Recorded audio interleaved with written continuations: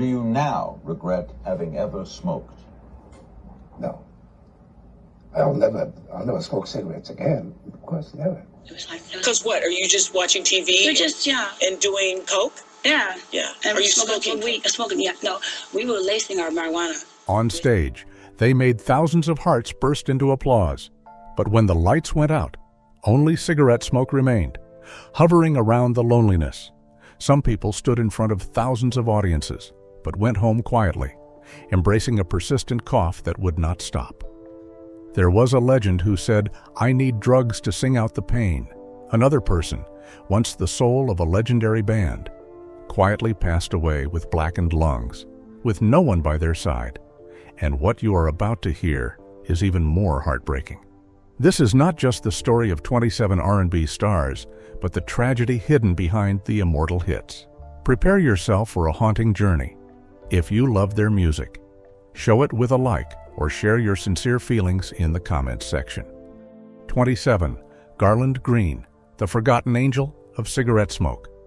On stage in 1969, people remembered Garland Green as a shining star with the hit Jealous Kind of Fella, a song that made millions of black hearts flutter. But few people knew that, behind that sweet voice, was a fatherless childhood. Growing up in poverty in Mississippi, he used to wander around singing in churches to exchange for a loaf of bread, and found his first cigarette at the age of 13 as a way to forget the feeling of hunger. Few people expected that a singing angel would associate his life with cigarette smoke, since he was not yet famous. In 1970, during a performance in Chicago, Garland was discovered coughing violently while recording a demo for a new album. The recordist recounted that he was recording while smoking continuously, without taking his hand off. When reminded, Garland just laughed. "If I don't smoke, I can't sing." The recording, though imperfect, was released anyway because the label boss said. There was something real about that hoarse voice. The story spread among musicians as a legend of the voice that was burned in the fire. Later, some audiences said they no longer listened to Garland, not because he sang poorly, but because he sounded like a dying man. But they still remembered, because that voice had saved a generation of Black Americans during the Civil Rights Movement, despite the lingering smell of cigarette smoke. Garland is still alive today, but quietly and rarely appears. Many believe that if he had not smoked, he could have lived as a true legend, not a name that sank into oblivion. But perhaps he chose freedom in his way, even if it cost him his breath. Cherish the moments when you are still healthy. Live so that others remember you for the love you gave, not for the habits that destroyed you. 26. Billy Paul, the lover with the cigarette. When Me and Mrs. Jones was released in 1972, the whole of America was infatuated. Billy Paul was known as the symbol of illicit love, the voice that captivated generations. But few people knew that, behind the elegant appearance and dark glasses, was a man who could hardly live without cigarettes. He used to smoke more than 3 packs a day for 30 years. And the strange thing was, he believed that cigarette smoke helped him convey more authentic emotions. A story told by a lighting assistant at a show in Los Angeles right before going on stage. Billy stood quietly backstage, looked in the mirror, and smoked in the dark. When asked to take off his jacket, he simply said, "Let me hold this cigarette for a minute. It helps me hurt like the character in the song." And that night, he sang like he had never sung before. But backstage, he coughed so much that he couldn't speak. "I thought he was going to die that night," the cameraman recalled. Years later, when Billy became seriously ill with lung disease, the media were almost silent, perhaps because no one wanted to destroy his beautiful public image. But his relatives confirmed Billy tried to quit smoking, but then asked for another cigarette after 3 days. He couldn't bear the emptiness. Billy passed away in 2016. The bitter thing is that the cigarette, the thing that made his voice husky, sexy, seductive, was also the thing that choked his last breath. If you are holding a cigarette, think of Billy, a great artist who could have lived longer, sung more, but gave up everything just to keep the emotions that cigarette smoke brought. 25. Melvin Franklin, the silent lung of the Temptations. He was not the most visible member of the Temptations. Melvin Franklin was quiet, and stood behind the lead singer. But his deep voice was the foundation for the group's distinctive music, the kind that millions of Black Americans danced to and loved. However, even close members could not have guessed that Melvin, who rarely complained, was secretly addicted to drugs so heavily that it weakened his entire lungs. In the mid-1980s, the group reunited to prepare for a tour. One member recalled Melvin was very weak at that time, coughing everywhere. But when he stepped on stage, he was like a different person. Once, he fainted in the recording studio. When he woke up, he asked for a cigarette and said, "I'd rather die from drugs than live without singing." One night in New York, during a performance, Melvin ran out of breath in the middle of My Girl. He retreated backstage, panting and lighting a cigarette. His manager was alarmed, but he just smiled and said, "Don't worry, this is how I keep myself together." It was the last time he performed a full show. Fans never learned the truth about his health until his death was announced, from neurodegenerative disease and chronic lung damage. Melvin once said, "I wasn't in the spotlight, but I kept the music going." What he didn't say was that he was destroying that every day with his own hands. Some people silently sacrifice their health just to keep the light on for others. But cigarette smoke is never the light. It's just a curtain, covering up the real pain inside. 24. Cuba Gooding Senior, Harlem's night smoker. I remember the first time I met him at a benefit concert in the Bronx. It was 1995. He walked onto the stage in a wrinkled white suit, a lit cigarette still in his hand, a bright smile on his face. The crowd applauded. But I saw something else. His eyes were tired, as if he had slept less than an hour. He was the lead singer of The Main Ingredient, who rose to national fame with Everybody Plays the Fool. But his life had never been easy. Born into poverty, a waiter, and a sleeper under a bridge in Harlem, Cuba found his voice by a cold fire and a glowing cigarette in the night. Some say he had been addicted to smoking since he was 12. No one expected that the thing that kept his voice deep was also the thing that made him lose it faster than anyone else in the group. In 2003, at a reunion event in Detroit, Cuba arrived more than 2 hours late. When he appeared, the audience stood up and cheered, but those backstage were worried.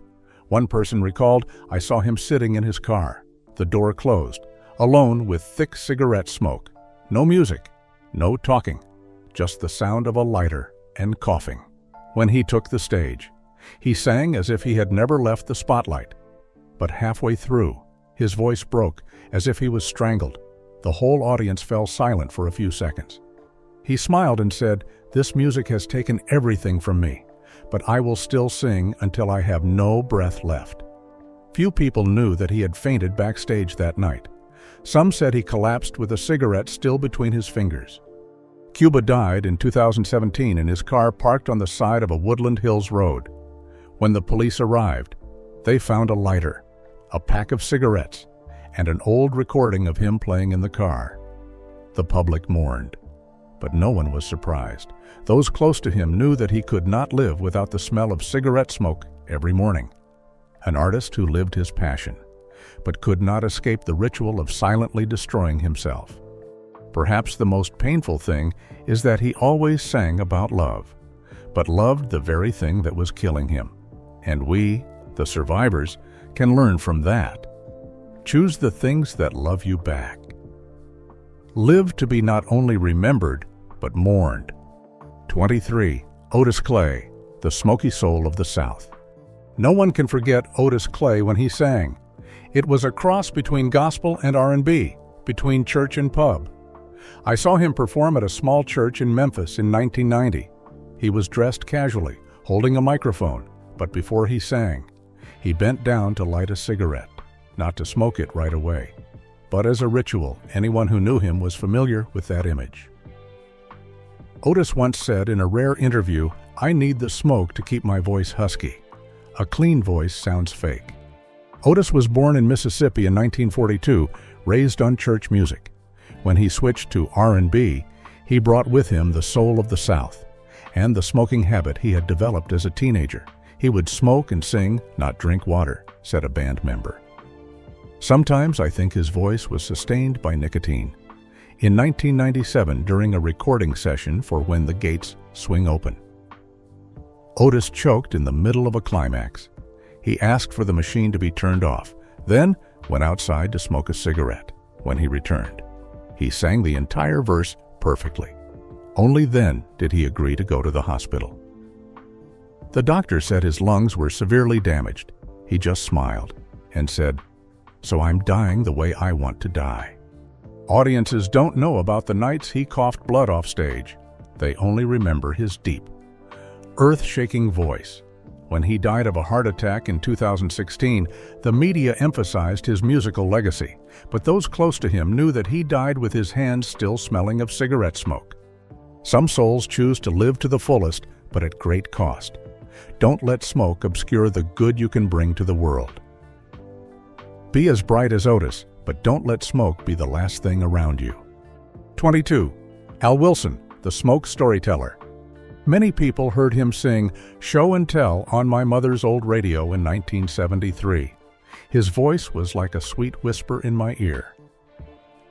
But it was only later that I learned that Al Wilson was someone who could not live a day without smoking. A former band member revealed he didn't write the lyrics down. He smoked and spoke, each line from the draft, as if the smoke helped him tell the story. Born in Meridian, Mississippi, Al grew up amid racial strife and social injustice. Singing was his way of surviving, but smoking was his way of escaping the pain of reality. He once admitted that he smoked to tell stories with his smoky voice.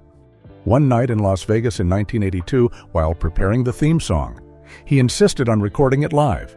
No soundproof microphones, no post-production. The audience deserves to hear my real voice, even when it's broken.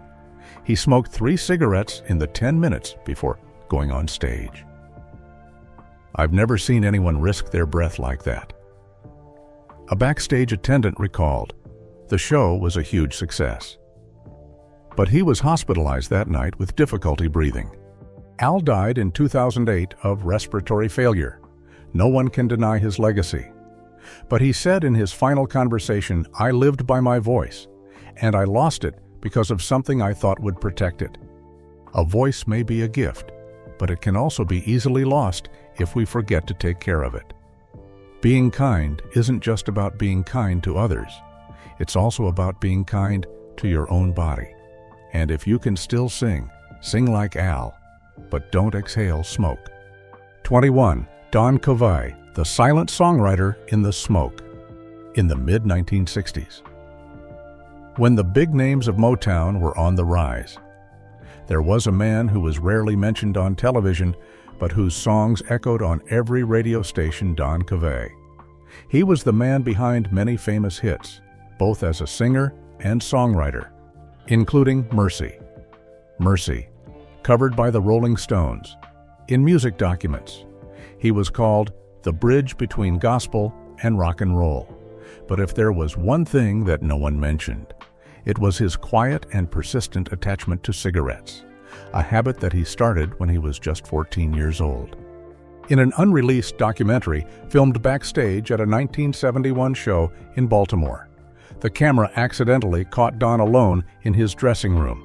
He sat silently, flipping through his notebook.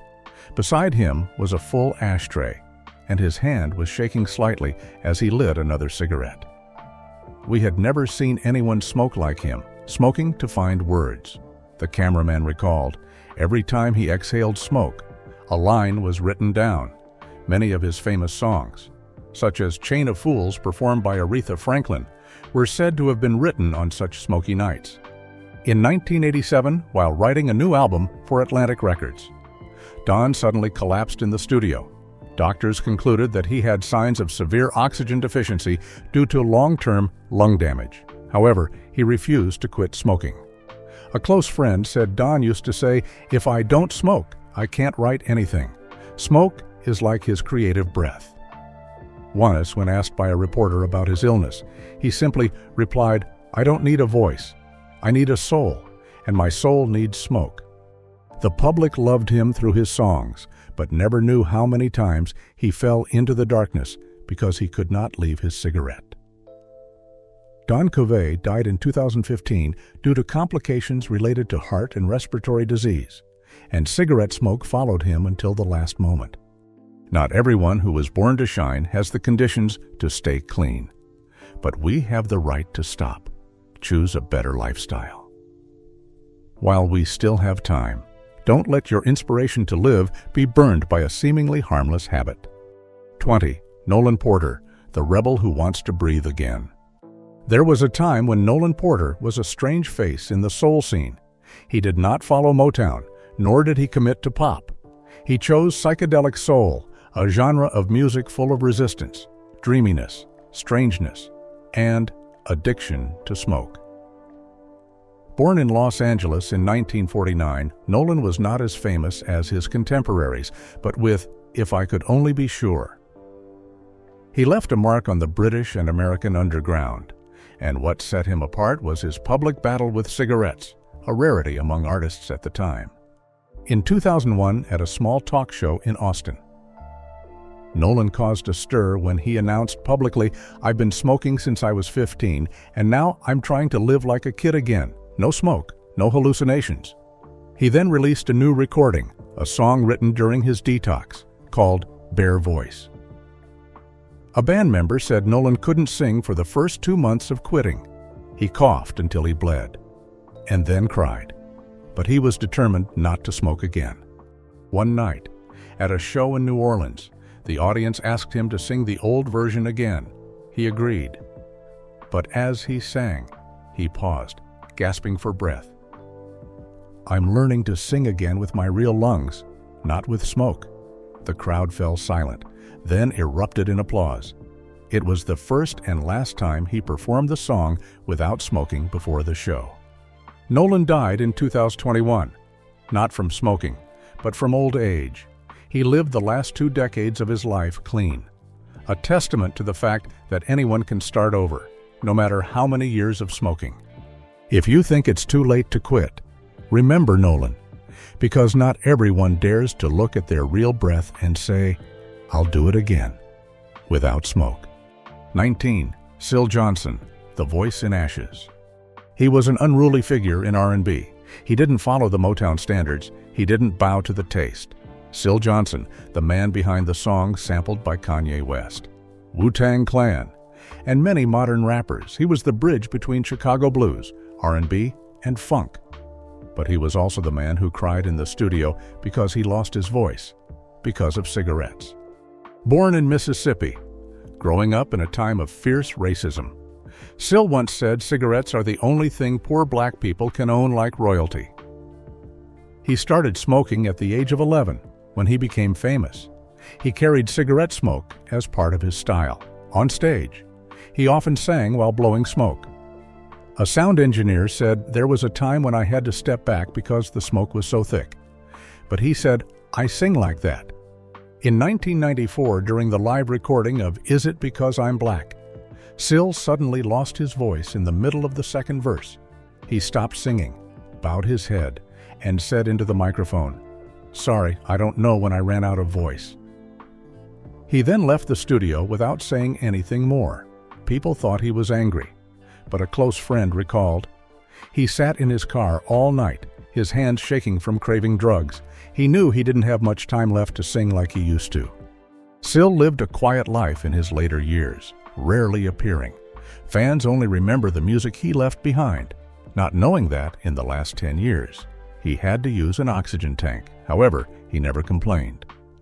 Love your voice, love your breath, because there are people who have spent their whole lives singing, but lost it because they couldn't stop burning themselves. And when you can still speak, can still sing, don't let smoke be the thing that makes that voice die. 18. Major Lance, the man who danced with death. They called him the dancing soul of Chicago soul. Throughout the 1960s, Major Lance was a youthful and fun icon, always appearing with a bright smile, flexible choreography, and the song Monkey Time ringing out in black youth venues. But few knew that behind those bright eyes were persistent headaches and a seemingly harmless habit, smoking as a mandatory ritual before each performance. Born in Mississippi and raised in poverty in Chicago, Lance lived in a makeshift apartment without electricity when the 13-year-old boy was first invited to sing in a church choir. A friend pressed a cigarette into his hand and said, "It keeps you from shaking." In 1985, during a rare recording session in a small studio in Atlanta, Lance asked everyone to leave the room. "I needed space for the emotions to flow," he said. When the sound engineer turned on the hidden equipment in the room, he was heard coughing violently for more than 3 minutes. Then a light, then silence, then his voice, weak but full of emotion. It was the last recording he ever released. "I've never seen anyone struggle with their breath to create art like that," the engineer recalled. But the painful thing was that he knew the cigarettes were killing him. The Chicago music community once rumored that, in his final days, Major Lance carried an unlit cigarette as a way to retain the feeling that he was still performing.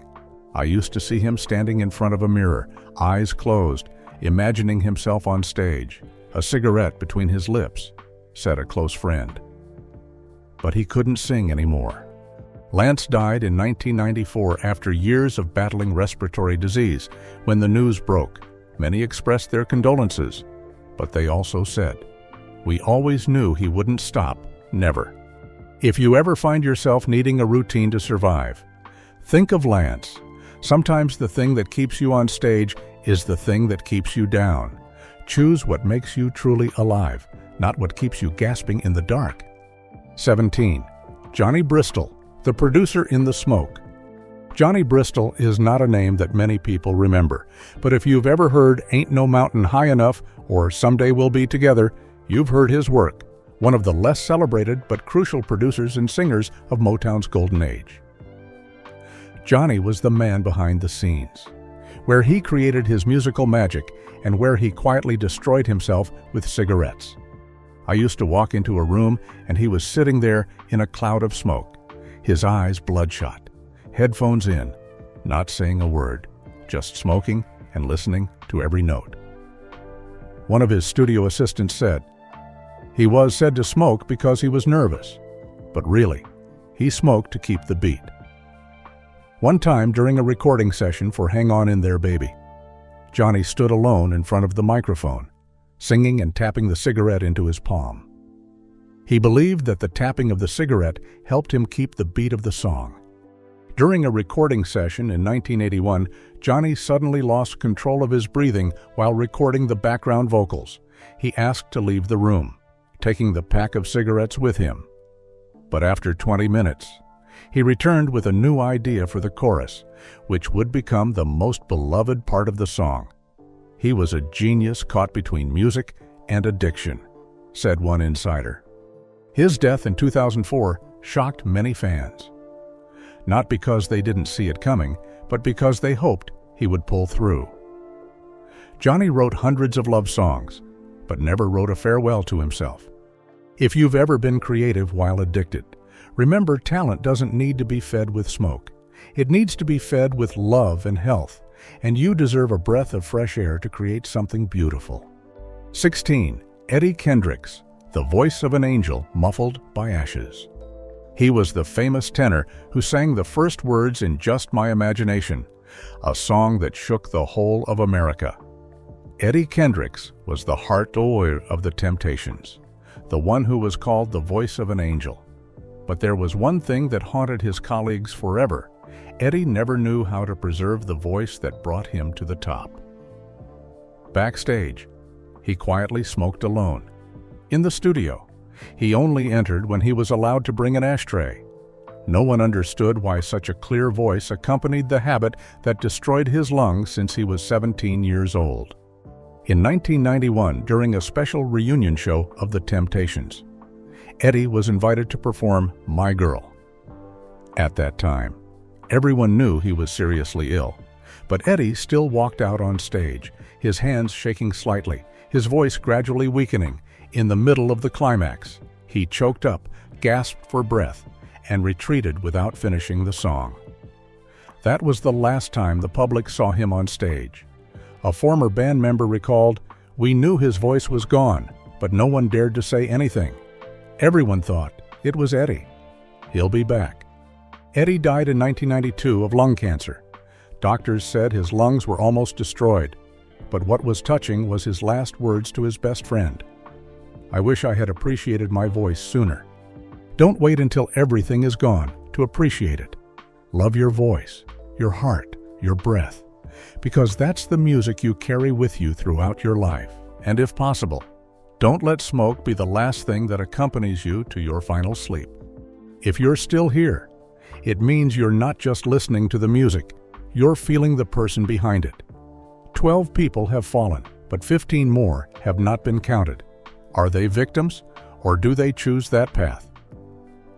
Could it be that smoking is not just an addiction, but a way of survival in a world that leaves no room for weakness? 15. Ovi Wright, the hoarse voice of a melting soul. One of his longtime sound engineers once said, "I have never seen anyone make love to a microphone like Ovi Wright." Born in 1939 in Tennessee. Ovi grew up on church music. He stepped out of gospel into soul as a beautiful betrayal.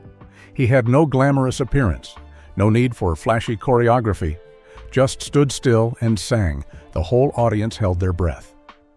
Few people knew that the characteristic hoarse voice that captivated millions came from years of smoking. One night in 1974 in Houston, Ovi was recording a new album. He requested that the studio not have air conditioning and that all the lights be turned off.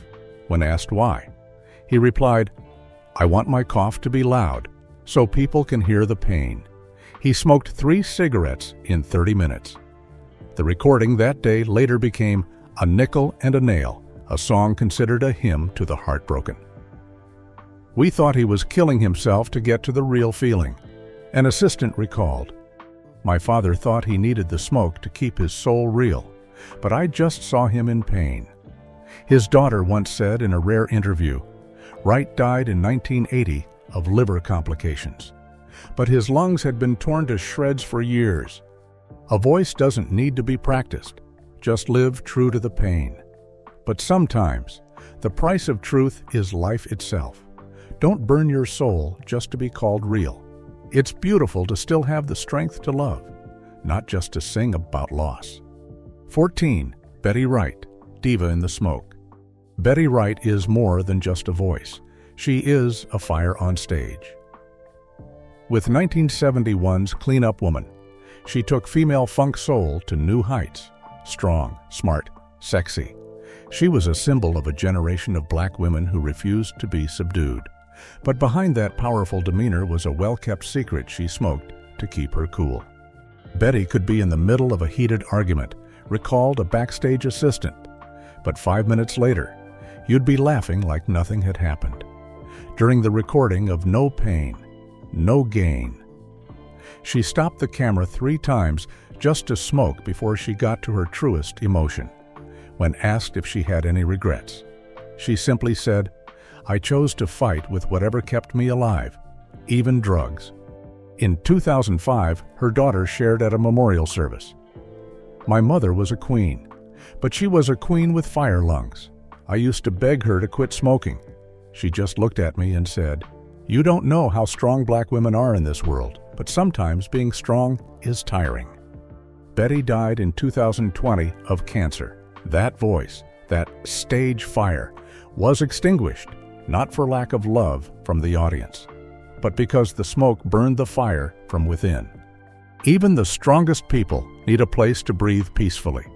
Be kind to yourself before you have to use smoke to cover up the pain that has not been named. 13. Dennis Edwards, the quiet hero behind the smoke curtain. Dennis Edwards was the powerful voice of the second-generation Temptations, who took the group from traditional ballads to powerful soul with Papa Was a Rollin' Stone. But behind the explosive energy was a quiet man, hiding behind the scenes with a cigarette and a small glass of wine. Born in Alabama in 1943, Dennis had a childhood of poverty and domestic violence. Singing was his escape, and smoking was his way of coping. A colleague recalled a rehearsal in 1983. Dennis would disappear in the middle of rehearsals. One time. I followed him and saw him sitting behind the stage curtain, his hands shaking with fatigue, smoking continuously. When I asked if he was okay, he said, "I have to burn off all my fear before I can sing." In 1991, while recording a new version of Ball of Confusion. Dennis couldn't hit a high note. He threw down the microphone and stormed out, smoking and crying. No one knew whether he was crying because he had lost his voice or because he feared the public would no longer recognize him. A close friend said Dennis was afraid of being forgotten, and cigarettes were the only thing that stayed with him every day. Dennis died in 2018. The press remembers him as a powerful singer, but those close to him know him well. He was a gentle, vulnerable man, too tired to admit he needed help. Don't suffer silently in the smoke. Live, sing, love like Dennis, but let your voice ring out without the ashes, because you deserve to be heard whole, unburned. 12. Billy Preston, the smoke blower. They called Billy Preston the sixth son of the Beatles, the keyboard genius of the era. He played with Ray Charles, the Rolling Stones, and Artha Franklin, but he never quit smoking. Born in Texas in 1946, Billy had a difficult childhood, playing in church while running away from abuse. As an adult, he carried that pain into his music and his cigarettes. A behind-the-scenes video shows Billy at Abbey Road Studios. He was playing the keyboard solo for Get Back, playing with his left hand and smoking with his right. Billy didn't smoke out of habit, says a sound engineer. He smoked like it was an extension of his hands.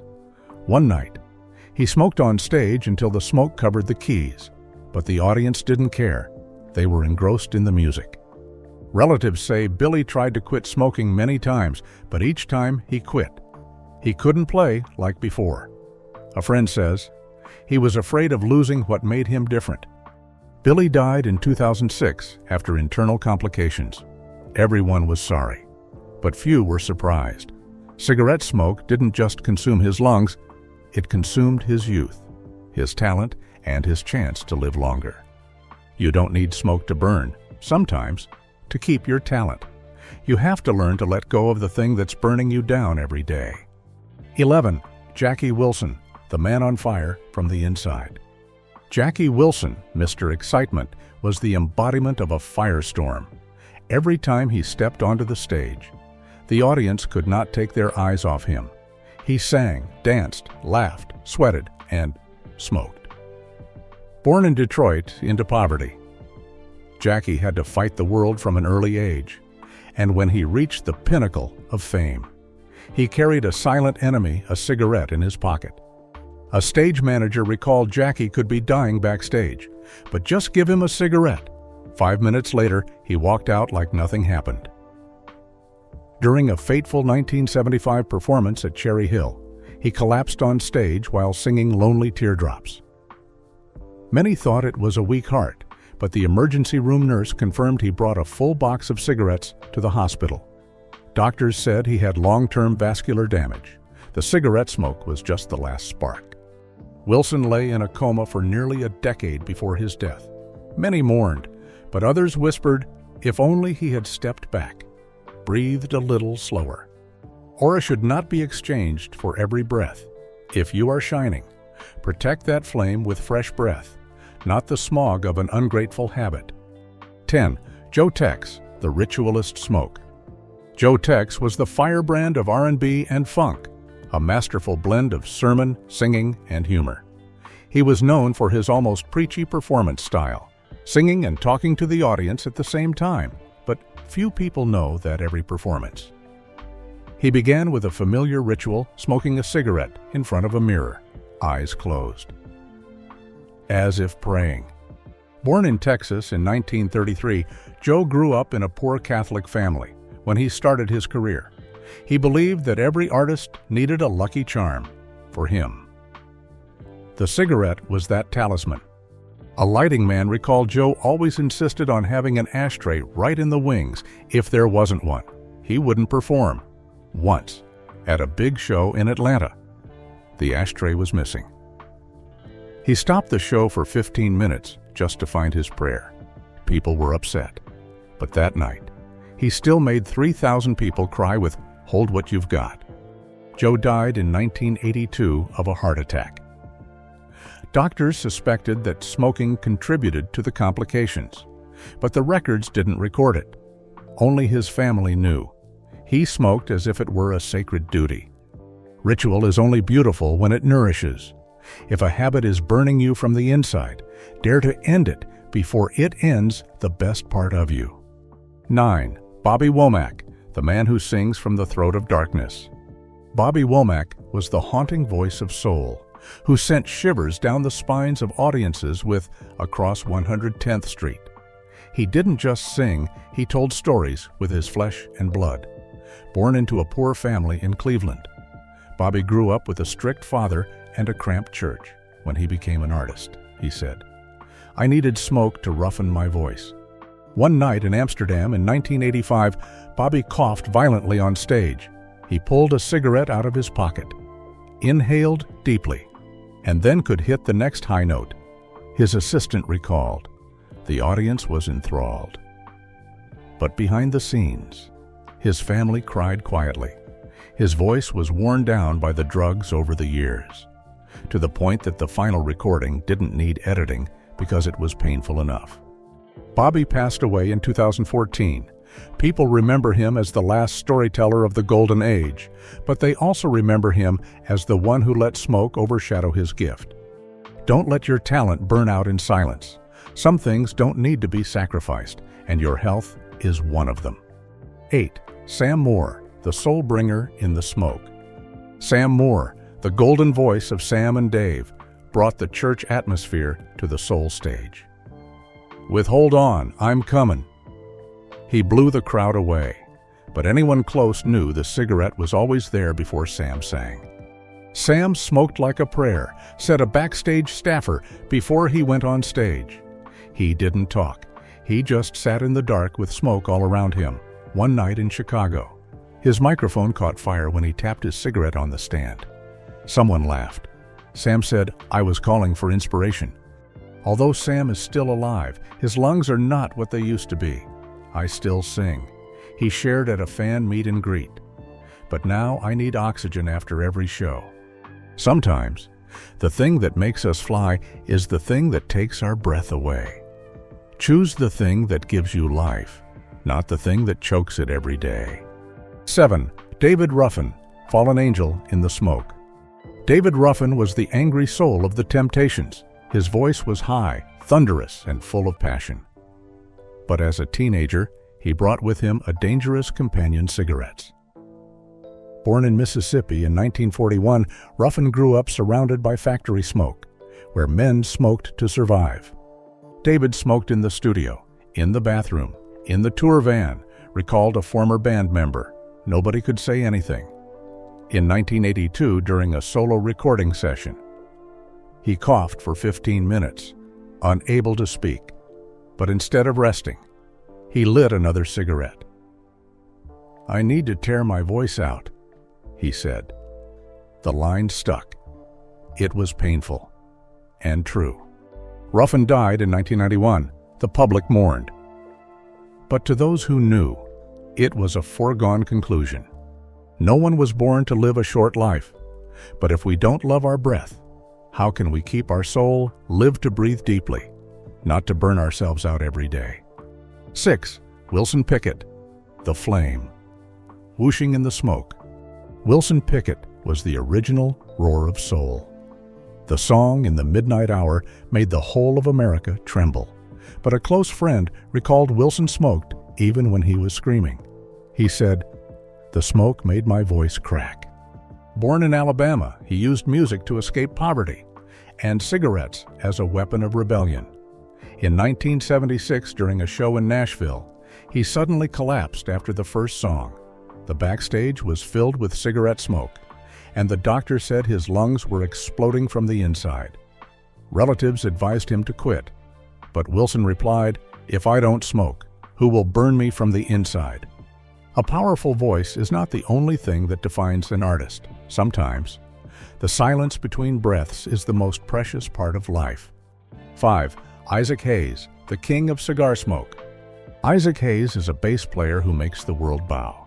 Shaft is more than just a soundtrack, it's an attitude. He smokes cigars before every recording session like a ritual, a band member revealed. Born into poverty in Tennessee, Hayes grew up in solitude and turned to music as armor. But the Cuban cigar, the smell of black tobacco, it's the part that makes him feel powerful. One night in an Atlanta studio, he sat for hours without speaking, just smoking, when he played. The recording moved the sound engineer to tears. But relatives said that's when his lungs started to fail. True power isn't in the smoke, it's in the ability to control yourself when no one can see you. 4. Marvin Gay, the suffocating angel. Marvin Gay was the voice of love and pain. What's Going On was a prayer for the world. But behind the scenes, a technician said he tried to quit smoking 100 times, but every time he was worried, he smoked again. Marvin once confessed, "I don't need drugs, I need peace, but I don't have that." One night in Belgium, while recording Sexual Healing, he stopped to go outside for a smoke. Relatives said, "My father said the voice wouldn't come if he didn't smoke." That voice captivated the entire planet, but it also shortened his breath. Angels sometimes suffocate. Don't let yourself have to choose between art and life, because both require real breath. 3. Ray Charles, the man who sees in smoke. Ray Charles lost his sight at a young age, but saw through music like no one else. He combined gospel, blues, and jazz into something called soul, with Georgia on My Mind becoming an icon. A childhood friend said Ray started smoking when he was in school for the blind. He said it made him feel grown up. In 1961, in a Los Angeles studio, he chain-smoked while recording Hit the Road Jack. The sound engineer said he said the smoke created the right mood. Years later, when his lungs were failing, he still hid cigarettes in his suitcase. Relatives said no one forced him to quit, because no one dared to take away what was left of his freedom. True freedom is knowing how to protect yourself from what is slowly killing you. Don't let smoke be your last companion. 2. James Brown, the strong king with the smoky hand. James Brown is the godfather of soul, the man who brought funk into the blood of Black Americans. On stage, he is a ticking time bomb, jumping like fire and screaming like thunder. But behind the scenes, the familiar image is of him sitting still, holding a cigarette as a symbol. A tour staff member said James only smokes when he feels weak. But the scary thing is, he feels weak almost every day. During a recording in 1987, he refused to come out because there was no ashtray. When it was put in his hand, he took a puff, then went on stage and shouted, "Living in America," as if nothing had happened. The public loved him for his strength. But his relatives said the cigarette is his false armor. True strength does not need smoke to affirm itself. Sometimes, it comes from the courage to let go of what we once thought was indispensable. 1. Artha Franklin, Queen of the Breathless. Artha Franklin was a voice that was canonized, a black female voice that touched the sky, shaking the hearts of listeners with respect and a natural woman. But behind the scenes, no one knew that she had been a heavy smoker for nearly 20 years. She smoked to forget the worries of being managed by white men, one musician recalled. In 1998, she stopped in the middle of I Say a Little Prayer in the studio, coughing non-stop, and said, "I need my voice back." She later quit smoking, but her lungs never recovered. Relatives said her voice is still there, but her breath is not. Glory should never be exchanged for life. If you are carrying something precious within you, don't let smoke tarnish it day by day. You can admire the voice they left behind, but don't forget the scarred heart behind it. No one is born an addict. They only choose to smoke when they have no other way to breathe. Instead of judging, show some compassion, because perhaps if they were understood, they would have lived differently. Thank you for not turning away from the conflicting truths and compassion. If you believe these artists deserve to be remembered with love, not judgment, please share this video, like if you sympathize, and leave a message for the artist you miss the most.